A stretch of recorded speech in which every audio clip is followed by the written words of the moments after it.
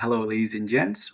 Welcome to episode 29 of the Deu Awuok Show, where it is my job to interview professional and collegiate soccer players about their life journeys around the beautiful game. On this episode, I speak with Micheal Tanke, the current head soccer coach at Canisius University. Amongst other things, we talk about his experience growing up playing soccer and getting to play for the Olympic Development Program, his college recruiting process, and what he evaluated in programs, and why he ended up at Rhode Island University.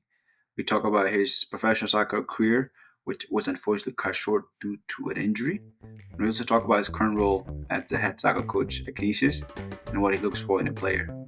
I hope you enjoyed this episode. Hey, Coach Tanke, welcome to the pod. Thanks for joining me. Yeah, thanks for having me. It's been a long time in the making, so I'm happy to be here. I'm so excited about this conversation. You have a wealth and variety of experience, right? Spanning from playing back in your youth days to then playing D1 soccer. You played professionally for several years. You then coached and scouted for MLS affiliated teams and then played in various roles as an assistant at different colleges. And then now you're the head coach at Canisius. So a wealth of experiences that I'm excited to dig in here. But I guess just curious, what has been your favorite part across all those different aspects of soccer? It's tough to say, but I would say just as a blanket statement, I much prefer coaching than playing. Really? I think even when I was a player, I think I knew this was my future, and yeah, it's for whatever reason I find it much more enjoyable to be on this side of things.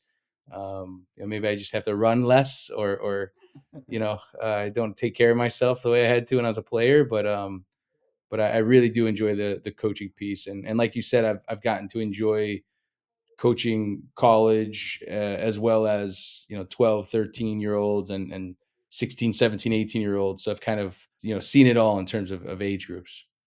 That's amazing. I think I read on your bio that you started when you were three, which is, I think, if I got that correct, it's kind of crazy. So maybe just talk to us about how you got involved. Were your parents soccer players growing up, and what was it like? I guess if you can remember kicking the ball for the first time. No, I grew up in a house like I'm from Michigan and Indiana, right on the border, outside of Chicago a little bit, and it's very much a small town Midwest culture, and very much not a soccer culture. I didn't grow up in a Mhm. in a soccer house.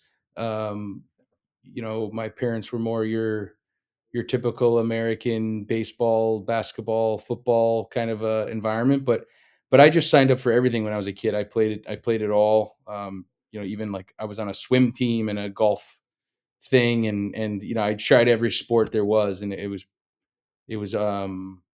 pretty obvious at a young age that soccer was kind of the thing for me, I think. You became obsessed, which I think kind of helped get you to where you got to as a professional soccer player. I think at one point you had four different teams you were playing for, right? Playing all day. How important in your mind is it to be that obsessed and in love with the game for your development? Where did you hear about this? what, where did you read this? Yeah. Yeah, I was going back in the archives. I saw some content that said that you. I Yeah. think there was. Yeah, did I get that correct or? Yeah, no, like I said, I was in a small town. So there wasn't like your typical like youth soccer club organization the way that I think most people's experiences are today in bigger metropolitan areas.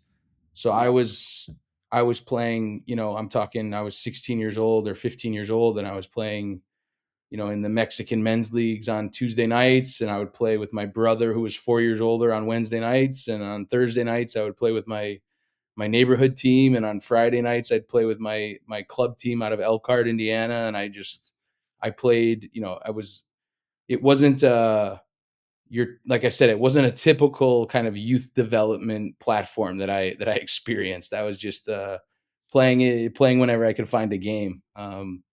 Once I got my license, I had a friend at Notre Dame who was a walk on at Notre Dame, and I yeah, was a junior in high school, and he was a freshman at Notre Dame, and he was in the process of trying to get on the team there, and he needed to train because he wasn't on the team yet. And I yeah. would drive to Notre Dame Monday, Tuesday, Wednesday, Thursday after high school and train with him like at the Notre Dame campus. So Wow. just a very kind of odd, playing background in terms of what most kids do nowadays. Yeah, the reps you get when you play that many games, I think helps in your development, right? And seeing things on on the field and not just be practicing stuff. But I think I saw that you also play ODP, which for those unfamiliar is the Olympic Development Program. It's like a regional competition for like the best players in each region. How did you get involved with them, and what was that experience like for you? Yeah, it was it's an interesting story a little bit, but yeah, back then ODP was like the thing to do, much like maybe the MLS academies have kind of picked up on that, but back then, ODP was the top level. And Yeah. my hometown's actually Michigan, so I was in Michigan, and the Hmm. state of Michigan wouldn't let me even like participate or try out because they were like, where are you from? I'm from like 4 hours from Detroit, and they're like, oh, you live on a farm or something, like. And so my friend of a friend's dad or something say, oh, well, you could play for Indiana. I know how to like sign the paperwork off, and you can switch state association. So I ended up playing for Indiana ODP. It's kind of a little bit of a uh, drama there or something, um, but it was great. It was a great experience. Indiana ODP was like mainly kids from Indianapolis, but there was a Hmm. little bit of a pocket in northern Indiana, and a little bit of Fort Wayne, and a little bit of Evansville, and we had a good team back then. Michigan and Illinois were by far the two best states, and we had a little run. Beat one of them or something along those lines, and got because it was like a tournament setup. And then back then they had a holdover camp, so I, Yeah. I was lucky enough to make the holdover camp. And then from holdover camp, they took kids to the youth national team camp, and that's where I didn't quite make that level. So it was yeah, those are good memories. I do oftentimes talk about how much I loathe Rockford, Illinois, because we were there for like 12 nights in a Ramada in the middle of Yeah. middle of nowhere in Illinois. But yeah, ODP was a really good level back then. That was kind of the like I said, it was the main pathway to the national team, and it was Yeah. yeah, it was really really fun to just play at the best level that I could. I don't think anybody from my area was pushing that boundary at that time. So Yeah, no, that's super impressive. And to your point, it is, an elite level. And then combining that with you being an all-star, first team all-state at the high school level, I would imagine you had different offers to go to different schools. So maybe go back to that recruiting process. What was important to you as you evaluated colleges, and then why did you ultimately end up at Rhode Island? yeah, it was so different back then because again, kind of like ODP, high school soccer was still maybe the main thing or very very relevant. Not to say that it's in different parts of the country it still is, but now Yeah. with MLS Next being the way it is, or what was the DA, high school soccer's been changed, I think. But back then, that was what you did. So it was fun to kind of make a playoff run with the high school group. In terms of recruiting, again, very different than it is today. I mean, you're going back. This is 20 years ago. I graduated high school, so You um, look pretty young. um, yeah. But the recruiting piece was really centered around Notre Dame. My town's maybe 5 miles from Notre Dame's campus, so I was kind of the Yeah. local.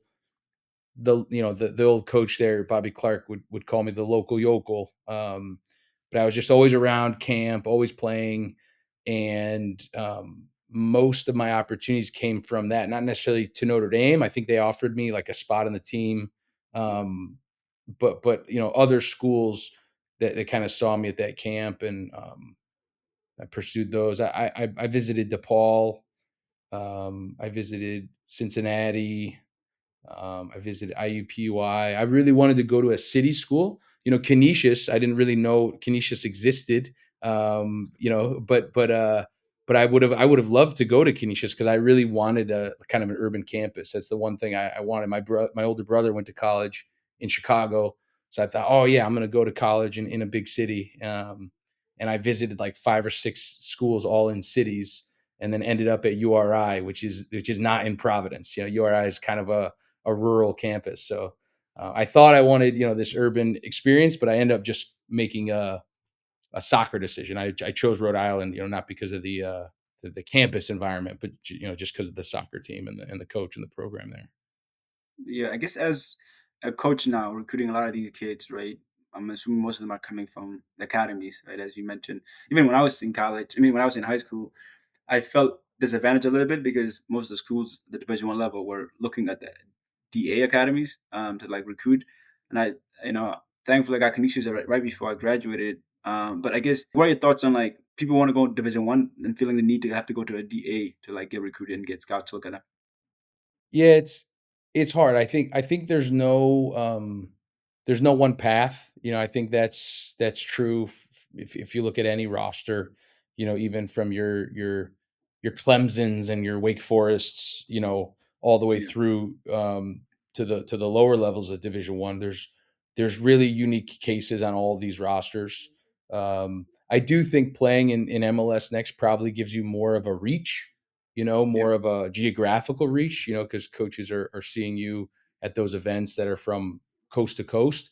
But if you're a good player, then people will know you're a good player. So, if you're not in the what was the DA MLS Next, you know, people are gonna find you. Now, it might just mean it's your local D1, like in your case, you ended up at Canisius, yeah, and I think if anyone's good enough in Buffalo, like it's not like they need to play in a certain league for me to know who they are.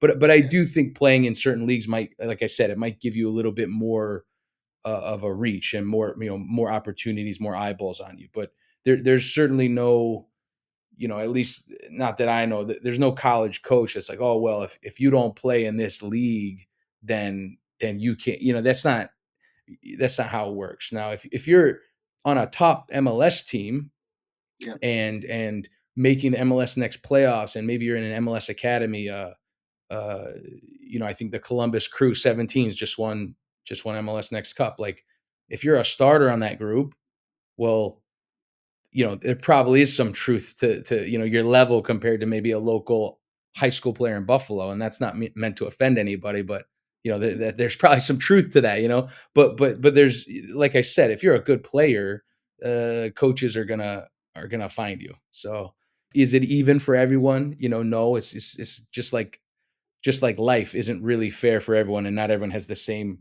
yeah. starting line, and different privileges like that. But if you're a good player, that there's enough D1 schools, and for that matter, D2 and D3 schools that are very, very good, that they're gonna know who you are, I think. Yeah, it's a balance too, right? Because if you're, let's say you're the star player in your high school or club team, and then maybe you try to go to academy, you might not play at all. Then that's a more disadvantage than like being the star player in your high school team. But also on the development side, I think one of the things I had struggling to adjust to D1 level was like the speed of play, the physicality, all these things that I think because I was playing in high school and the level wasn't as good, it was like a starker jump than somebody who came from like academy, right? Like a DA or like academy back in Europe or whatever. So it's like I think it's almost like a personal decision. Like what's what makes sense for you in terms of like playing time, in terms of development, in terms of like getting scouts and stuff. Yeah. Yeah, and it's no different in, like, world football either. Like, you look at there's countless examples of players at maybe a Porto or an Ajax, and they're killing it. And should they make the jump, or should they stay one more year? Should Jaden Sancho have stayed at Dortmund for one more season, and maybe Yeah, his life would be, you just don't know. So yeah, it's really hard. 12th graders have that tough decision with colleges. Should I Syracuse offered me a spot, but I might not play there, but I know I'm going to play at this school, or I what should I do? Should I test myself at the highest level, but maybe I just get buried on the last place on the roster, or should I go to this school where maybe I'm more likely to start, but is that my best level? Can I do better than that? And you're trying to navigate, and it really just comes down to environment and fit. And does your skill set match how the team plays on the field? And does the coach and you maybe see the game similarly? And those are all really important, variables, like. it's a personal decision, and ultimately there's a lot of different factors that only you as a person and maybe your family and parents could guide you. But ultimately, there's no one way to do it, as you mentioned earlier, which I think is super important. I guess back to your college experience, right? So after 4 years at Rhode Island, you signed a professional contract the Rochester Rhinos, which is actually my hometown team. I guess talk to us about what that experience was like to live out your like childhood dream of becoming a professional soccer player. Yeah, it was exactly that. It was my childhood dream to do it. There was a period in college where maybe I don't want to say I quit on it or gave up on it, but I thought, man, this is really unlikely. This might not happen, through my sophomore, junior year of college. And then I had a really good junior year, and kind of that summer going into my senior, I thought, I might be back onto this path. Maybe this might be possible here. So, um, after my senior year, I had a couple of trials.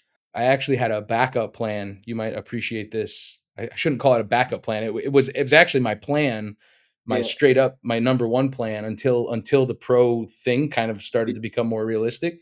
But I yeah. had I had all made all the arrangements to go to Zimbabwe for 2 years. Oh There's wow. an organization called Grassroots Soccer, and kind of small world. Very quick story, but the Notre Dame coach that I referenced earlier, his son is the co-founder of Grassroots Soccer. So I was kind of looped into it that way, and I had this plan to go to Zimbabwe and work for them, but I was also going to play over there.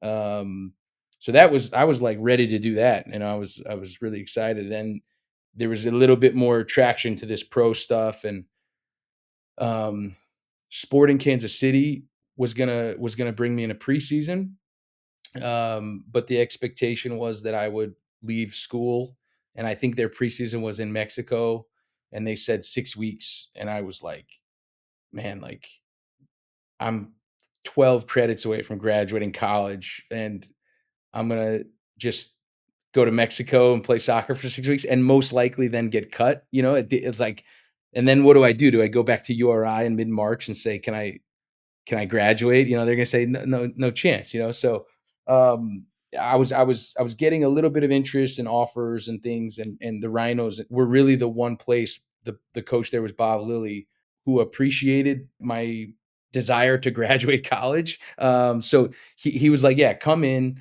and I was unsigned, so I still had to go into preseason and kind of and prove it and get a contract offer, but he's like, if we sign you, I'll let you go back to URI once a week, for a day. So for March, April, May, I was training. Play a game on Saturday, Sunday, Monday, Tuesday. I'd get in the car Tuesday after training and drive straight to Rhode Island, 6 hours, get in late. And then the next day, Wednesday, I would go to all my Monday, Wednesday, Friday classes. And then I'd also meet with my Tuesday, Thursday professors, do that all day Wednesday, and then drive back Wednesday night to make training on Thursday, Friday, game on Saturday. So I did that for like half of my rookie season. And Bob was like really, really cool to let me do that because, at that level, they're literally paying you money to play soccer. And I was like, well, can you pay me the same and have me not play soccer for, one less day a week to do school? So they were really, really cool with that. So it just worked out with the Rhinos, and it was a great experience. I met Natalie, and kind of Western New York has been like home ever since. That's amazing, man. And to like that level of dedication, it's super impressive and admirable. I guess back to you mentioned earlier, maybe almost giving up on your dream to go professional after your sophomore, maybe junior year.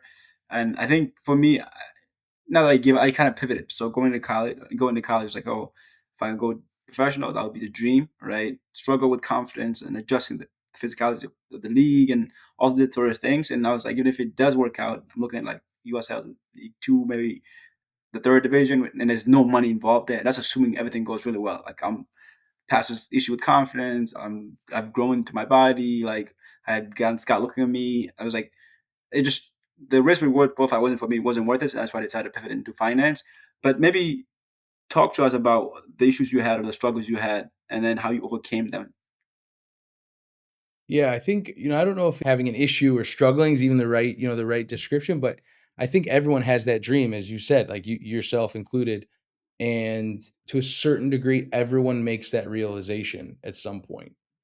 Other than the guys crazy enough to never make that realization, and those are the guys that either make it or they're 30 and they're still playing men's league and think that but realistically we all hit that point where like I'm no longer 12 years old. Like when someone asks me what my dream job is, I can't say, midfielder for Liverpool. I'm, you know what I mean? Like, so I just went through this period where I was like, is this really realistic? Is this really like, what am I going to do in my life? And so I just, I wasn't really a bona fide starter my sophomore year.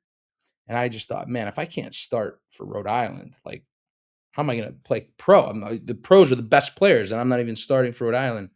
I started to doubt the realistic, dreams that I had. And then how I dealt with that, I don't know if I have an answer. I just kept playing, and yeah, I, I don't know. I don't know if something switched or if I got Yeah. better, or maybe I didn't do anything, and it just time kind of took its course, and I became a Yeah. starter. I don't know, but I knew at a certain point, whether it's like my junior, senior year, I was like, well, I'm good enough to do this. I have, peers and friends and former teammates getting drafted and playing this and that. And I just thought, well, I know, like, I play pickup with MLS players, and Yeah.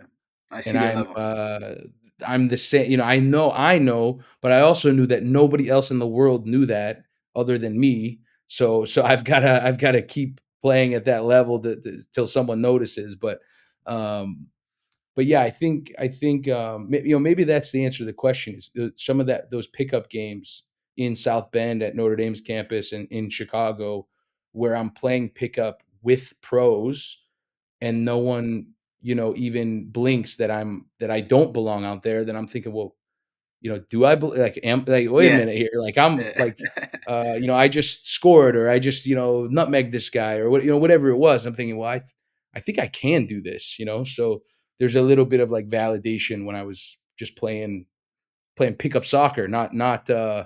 USL 2 or college or whatever. That's amazing because I think sometimes it seems so far away, right? And if you don't have, to your point, you playing with these guys, you see what the level is like. The doubt can creep in a little bit and be like, oh well, probably not realistic. But I guess if you play with these guys and you see their level and you're the same or you're not that far off, then you realize, hey, it is actually possible, and I can Yeah. give that next You level see boost that you need. yeah, you see that in the European game or in the professional academy. I shouldn't say European, but any professional environment in South America, North America, Europe. That's why the academy is so often now on the very same site as the first team. So you have 5, 6, 7 academy training fields, and then over Yeah, there across the fence, maybe, or maybe not across the fence, but you've got the 2 or 3 first team fields. And like you said, for me, it was playing pickup at Notre Dame with pros, or in Chicago with pros. But in the real kind of academy setup, well, if look over there, like I can do that. I see it every day, and that's why they pull players into the second team yeah, and see how they do, and then they pull them up into the first team. In kind of exactly, it's a you can see why it works. When something's exactly, tangible, when something's right there in front of you, you want that more. exactly. I guess your professional career was unfortunately cut short with an injury. I think you retired at age 24. I guess how hard was that to deal with, and then how did you adjust to, pivoting from soccer? Yeah, that was a really obscure injury, and it was really hard to deal with physically. I think a lot of people will tell you how hard long-term injuries are mentally, and you're kind of detached from the team. At that point, I wasn't even going um, into the locker room or into the training ground for weeks at a time. And so you could see how players struggle mentally with that. But for me, it was really a physical struggle. I couldn't move my leg for about a month. I couldn't even lift my foot to get on the couch or lift. I had no movement of my. It was very very bizarre injury and severe injury, but it was a clean break from playing. It was so obvious to me that's it. And I think going back to those guys that that really make it, the guys that don't, they're so delusional that they won't. Unfortunately, I wasn't delusional enough. I was too realistic, and once that injury came, I thought, well, that's I've had enough of this. I'm not gonna do this anymore. It's crazy what these pros put themselves through. So the injury was really an easy out for me. I wouldn't say I quit, but I quit. I was like, man, that's it. And then it really, I always knew, like I said, I was always going to go into coaching. So it was just really good timing when that injury happened. Um, my old college coach at Rhode Island, he had changed schools at that time, but he had a GA position open. So he didn't even know about the injury. He called me and asked me if I was interested in maybe stepping away from playing and joining him. And I he didn't even know about the injury. It was like 2 weeks after the injury. And I was like, yeah, funny enough, I am interested because I can't walk right now. Um, so it was the timing of things is funny looking back. But yeah, the injury and then that job just kind of made sense at the time. Yeah, I guess speaking of coaching, you've been the coach of Canisius for I think the past 4 years now. I guess when you're evaluating players, what are you looking for? What are the maybe three or four main things that you look for in a player? Yeah, we have 5 key qualities that we talk about, and it's not only what we look for when we're recruiting players, but it's also how we evaluate our current roster. So, when they get feedback from us, we use the same 5 categories, um, and it's really simple. It's not like I'm splicing the atom, but probably most people hear technical, tactical, physical, mental. Like that's kind of an Yeah, easy way to describe the components of a player. We say tactical is very vague. It's like, well, what does that mean? Like you and I could watch the same game, yeah, and you think a player did really well, and I think a player didn't do really well. And you and I both know a lot about soccer, so it's not like one's right and one's wrong. But to say just tactical is very broad. Yeah, loose to me. So instead of saying technical, tactical, physical, mental, we do technique and physicality. Your technique, your skill set on the ball, your physical profile. Big, fast, strong, quick. But instead of saying tactical, we split that into 2 categories, and it's ball retention and ball recovery. Do you win the ball back, and do you keep possession? Very simple. So that way, you and I can't really disagree on that. It takes the yeah, human subjectivity out of it. I really like this guy's decision making, or I think he has a high IQ, or you don't think he has a high IQ. It's very simple. Does he keep the ball and does he win the ball back? And that kind of changes for a position, right? I wouldn't want my number 9 to have a 100% pass rate, but do you keep the ball? Do you win the ball back? So their technique, their physical profile. Do you keep the ball? Do you win the ball back? And then we call it team first, which is your mentality. Do you run? Again, we try to take the subjectivity out of that. We're not like, is he a nice guy? Like, oh, you like him, I don't like him. It's, do you run? Do you kick people and like to get kicked? Are you okay with that? So many people aren't like, don't like getting kicked. And it's like, well, you should look into some other sports because you're going to get kicked. So you've got to be able to run for the team. You've got to be able to get kicked. Are you engaged at training? Do you make eye contact? And do you have a body language that these are not subjective things that we define team first with. So we're looking for guys that don't have an ego. So those are the 5 things. And like I said, we look for those, and we have a rating system for recruiting. But we also, that's how we kind of talk to our current players when they're asking for feedback or how to get better or things yeah. along those lines. No, that's awesome. It's super important to have clear guidelines on what the expectations are, and you can always reference them. And then when you're doing reviews, you can point at them and say, "Here, you're lacking here. You're doing well here, etc." So everybody's on the same page, and it's not as blurry about what they should be doing or what the expectations are. I guess taking a step back, right, and you're trying to build a program here at Canisius. What are like the challenges of trying to build a program? You're at a mid-major school, and you have to compete with some of the big Power Five schools? Like what is it like, and how hard is that, and how do you deal with it?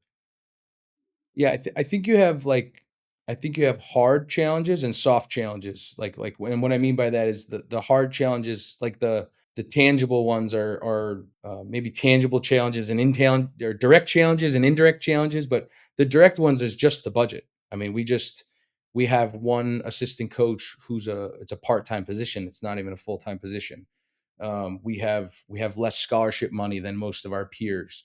We have less of a travel budget than most of our peers, or less equipment budget. I mean, just hard dollars. And the direct challenge is we have less money. It's no different than can Bilbao or Real Sociedad or Betis, can they really like punch above their weight? Or can Bournemouth, or maybe not too long ago it was Swansea who were the ones that were punching above their weight, or Osasuna, or in Italy it was Sassuolo, and nowadays it's kind of Atalanta who's kind of doing it. But there's always a club that's and we have those challenges. We just straight up, we have less money, we have less resources, and less staffing and manpower and those sorts of things. The indirect challenges is kind of that perception is well, if Canisius is here and Syracuse is here, and so the transfer portal is a thing, and you're kind of fighting against the current climate and the landscape of player movement and transfer portals and things of that nature. If you're viewed as being a little bit lower on the totem pole, then Yep. then player decisions are going to maybe reflect that. So the direct challenge is we have less money, but the indirect challenges is the things that are maybe attached to that, or that people choose to attach to that reality. So it's definitely difficult, but I think it suits me, and I enjoy it. I don't, some people might think I'm just BSing, but I don't particularly think I would enjoy being the head coach of Ohio State. I think some people view that as like a dream job, and I think I don't want to do that. That sounds awful. I kind of like the challenge of having to do more with less here at Canisius. Yeah, that makes sense. And I guess speaking about the changes, right? I'm sure the transfer, was that a thing back in the day? I think it's recent, right? The transfer portal. Yeah, it might have been like 2017, 2018 Yeah, or so. But you were always allowed to transfer. I was gonna say.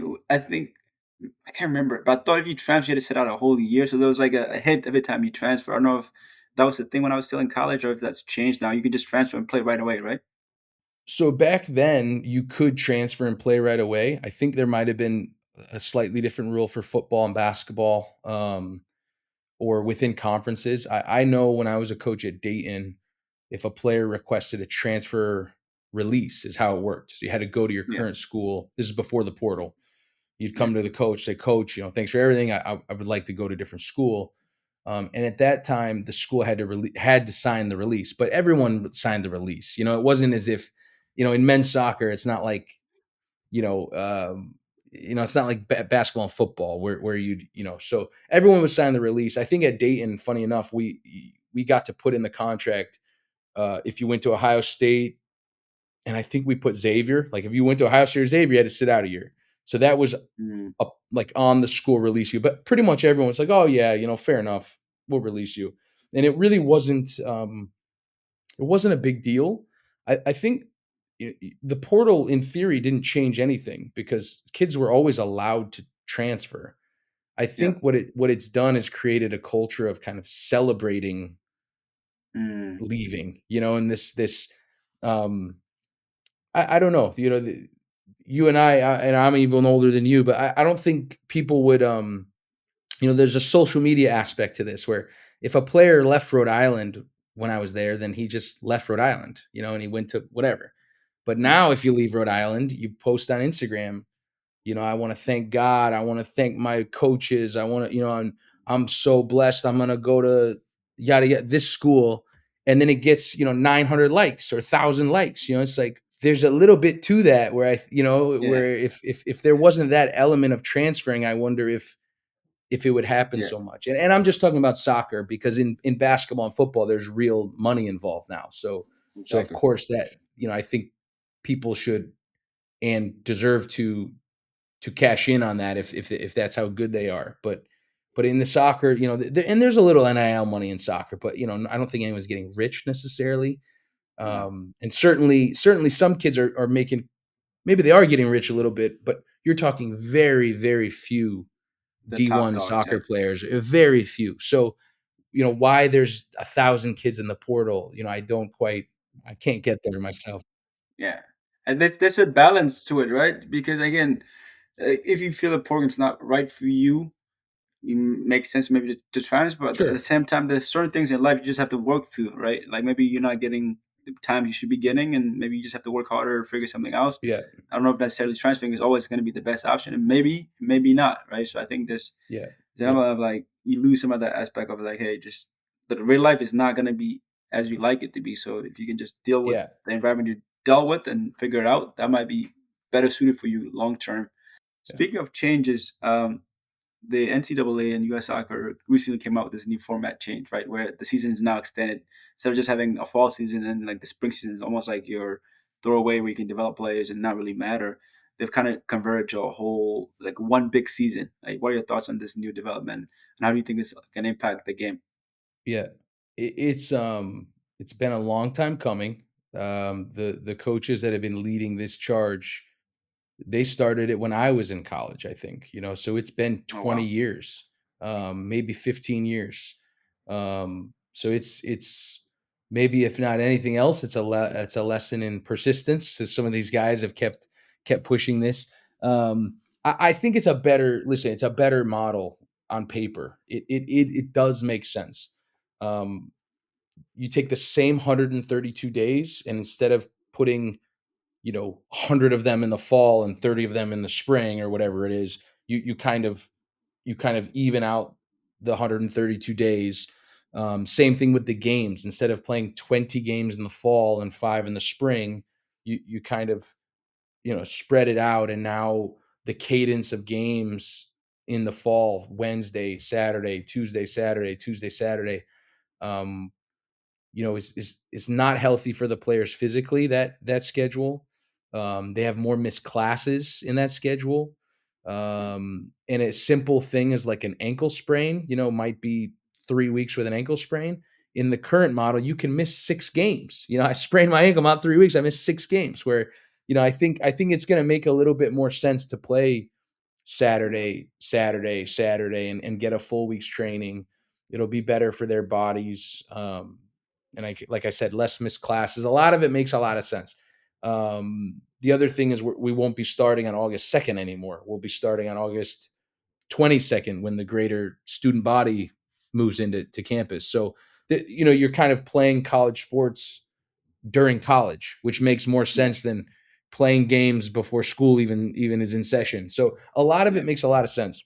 I think the challenge is obvious: is staffing, athletic trainers, the support staff, the facilities. mm. Are we going to play a soccer game in Buffalo on February 23rd? I think there's really some things that will need to be ironed out. Yeah, But it does make a lot of sense on paper, and in practice, I'm sure there will be some bumps in the road, but I do think it's better. And not to mention, like, MLS is moving to the European calendar in 2028 as well. So yeah, the college system will be aligned with the pro schedule. Um, it makes a lot of sense. It makes a lot of yeah. sense, but there will be some challenges for sure.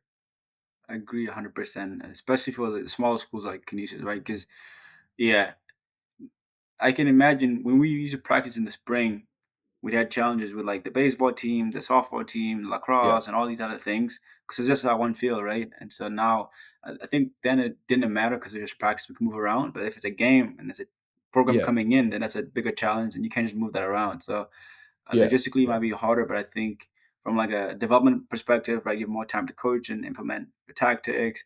From like a class perspective, you have less classes you're missing. I think it just makes a lot of sense. But I yeah, think some of the yeah. smaller schools like Canisius might struggle in some regards.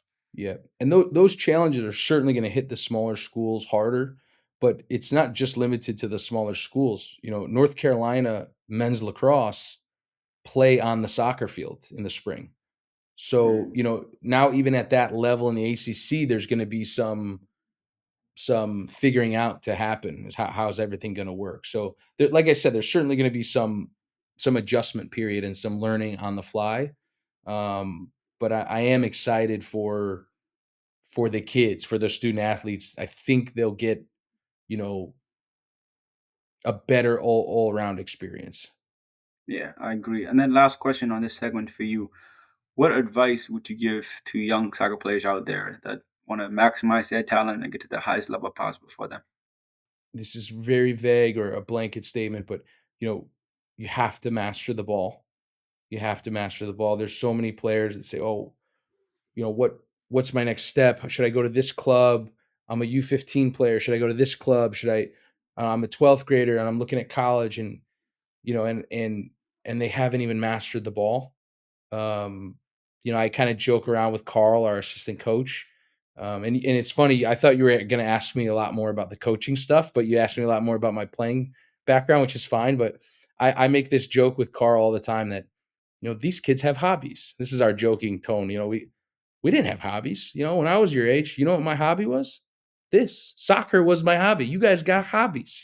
So, but I'm just kidding, but like, and I think being well rounded and having hobbies outside of soccer, sure, but in all reality, like you need to master the ball. If you can't do every single thing with the ball on cue, inside foot, outside foot, out of the air, chest, head, side volley, half volley, left and right foot, on the move. If you haven't mastered the ball, you can't play. You can't play. When we go back to the physical, technical, ball retention, ball recovery, and team first, I think the other four can be improved. Maybe the physical part is tough. There's genetics involved, but Yeah, we can. If you don't have technique, we can't. It just doesn't work. You can't do yeah. it. So so many young players are focused on all the wrong things, maybe, and maybe I sound a little bit too negative, but you have to be with the ball for never mind 10,000 hours, 20,000 hours. You have to dedicate your life from age 8, 9, 10 all the way through to 18, 19. You have to put a decade in with the ball, and there's really no shortcut to that. And that's why I love soccer too. Is the best players play. You could be short, you could be tall, you can be kind of pudgy, you can be slow. You don't have to, it's not an athletics competition, soccer. It's Yeah. it's here, and it's with the ball. Technique. Can you use the ball, or does the ball use you? I know it sounds corny, but so many young players in this country can't play with the ball. So it's already over before it begins for those. So And yeah, I think technique is one of those. You don't need to be in a team environment. You could literally go find a wall. You could just set up cones, just do drills on your own, right? Those are going to help. And obviously, when you play or you practice, you can kind of implement what you learn on the side. But technique is like the fundamentals of the game, right? And so you need to be very solid at that. And then you can sort of think, and then you start like taking the tactical instruction that you get and stuff. But if you don't, the technique, it's like you're building on sand, right? Like so, that's like the foundations. absolutely. There's a really good Arsene Wenger video out there. I can send it to you if I find it, if you follow up with me. But he's basically explaining this same thing about player development and how the first thing is technique. And if you Uh, don't, if you get to 13, 14 years old and you don't have technique, you're cooked. you're cooked, as the kids would say. Chopped. All right, we're gonna transition to the rapid fire segment where I ask you a number of questions and you give me the first thing that comes to mind. Uh, First question: best player you ever played with? Jeff Cameron, Matt Beasler, Alec Purdy. I'll throw Alec Purdy in there. He's a shot in the dark. That's a deep cut. No one knows who that is, but I do. But Jeff and Matt Beasler, they were the starting center backs in the 2014 World Cup. Yeah, I mean, Yeah. did you play with them at Rhode Island or? Yeah, I play with Jeff at Rhode Island, and then I play with Bees in the summertime USL 2 for the Indiana Invaders, and like I said, those pickup games in Notre Dame and kind of summer soccer. So And then Amazing. Jeff was at Rhode Island well, I shouldn't say he was there with me. I was there with him at Rhode Island. Yeah. Best player you ever played against? I was not ready for these. Maybe Dom Dwyer. I think he scored like a hat trick against us. Yeah, top striker. Most underrated trait in a recruit? We'll go with maturity, but you can't really know that he has it until, a year down the road. But yeah. Biggest red flag when evaluating a player?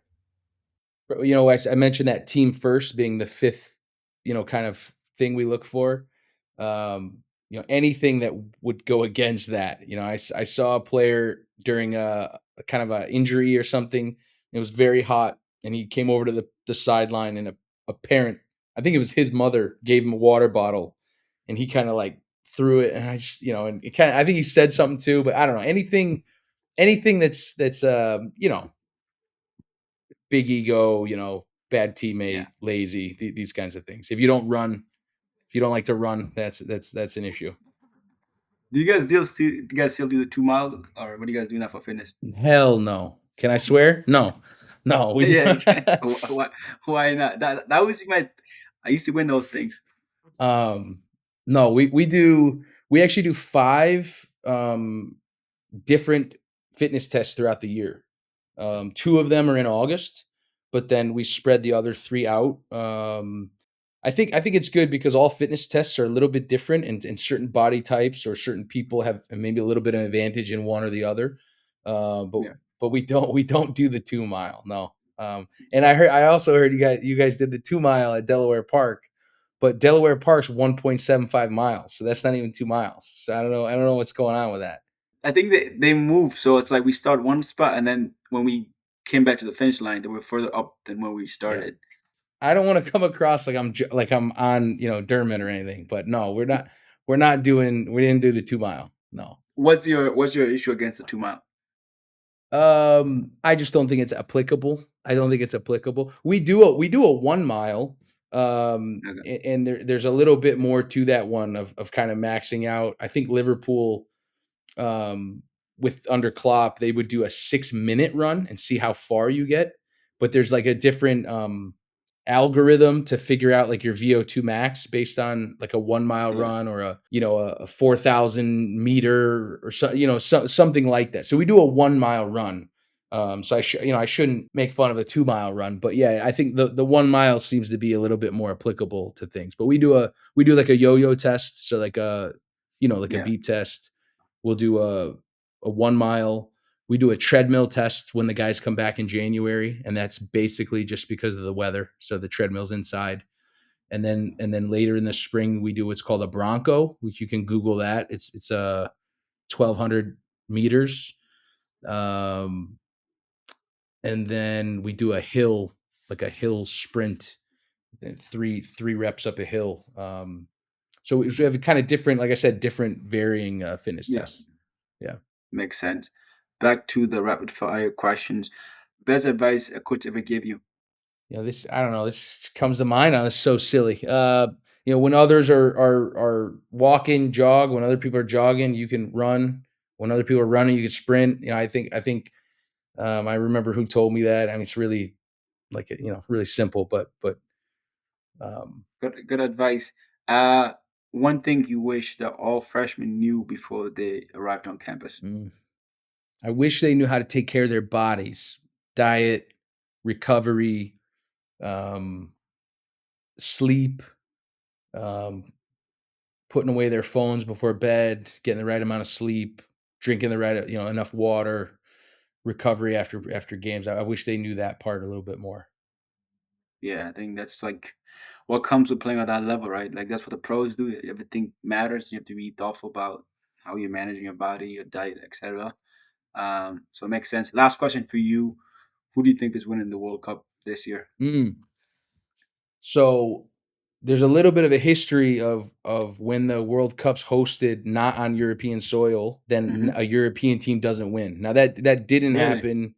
It didn't happen in 2010 with Spain in South Africa, and it didn't happen in 2014 in Brazil. Germany won it. So maybe recent history, but if you go back in 2018, it's, in Russia and Europe, and France won it. But then the next one in Qatar, a non-European team won it in Argentina. If you go way back, 98, 94, 90, 86, it's pretty consistent that a non-European team will win if it's so. I'm going with Brazil. I think Ancelotti's cooking up something down there. So we'll see. But I think I would enjoy that too. Kind of a throwback to a little bit Yeah, more individual influence on games. Yeah, that's an interesting take. Cause yeah, and there's obviously the historical record, and then there's the current performance. yeah. You know this too, Dew. There's never been a World Cup champion with a foreign coach. So meaning, Ancelotti being Italian, if Yeah, Brazil were to win, they'd be the first ever World Cup champs with a foreign coach. Every single yeah. World Cup champion team forever has had a domestic coach. So if that's true, then you take out England, they've got Tuchel. You take out Brazil, like it's something's got to give here. I don't know. We're not on European soil. You know, the foreign coach thing. I'm not sure. That's interesting because even with the Neymar situation, obviously he's not healthy right now. But even if he was healthy, would he be starting? I know he's a game changer, but like fitness has been a major issue for Yeah, him. I know they got Vinny, they got Rafinha, Cunha. They're solid defensively. I just the way I read Ancelotti, he's more like he knows how to manage people, right? He knows how to manage yeah, players and how to get best out of them. I don't know if he's the best tactician, but I don't think you need to be. I think he talked about recently. He was in a press conference. Like if you have a solid defense, you let the forwards do what they need to do. That's a recipe for success, and he's trying to do that. So maybe there is a chance, but I think I have Spain. I have Spain or England for me, but we'll see. I'm excited. It should be a good World Cup. Well, where is first game's the 11th or the 12th? Do you know? It's Mexico, South Africa, yeah, yeah, a week from tomorrow. exactly. A week from tomorrow, and I'm going to a few games actually. So I'm lucky. I'm going to be seeing France and Norway here in Boston, Yeah. which should be a good game. And I'm seeing Ghana and England as well. I had a quarterfinal here and like a round of 16 in New York. So I'm excited for this summer. It Dang, should be dang. Yeah, yeah. that's big time. England, I think England play in Foxborough twice. I think they play Panama as well in Foxborough. Panama's in New York. So England is playing Okay. Panama in New York. They're Okay. playing Ghana here, which I'm going to. Yeah. But then France, I think France plays here. No, Norway plays here twice. So Norway is Okay. playing Iraq on the 16th. They're playing France on the 26th, which should be a good one. Obviously, Mbappe versus Holland. Yeah. But France just lost today to Ivory Coast. So they don't look that good.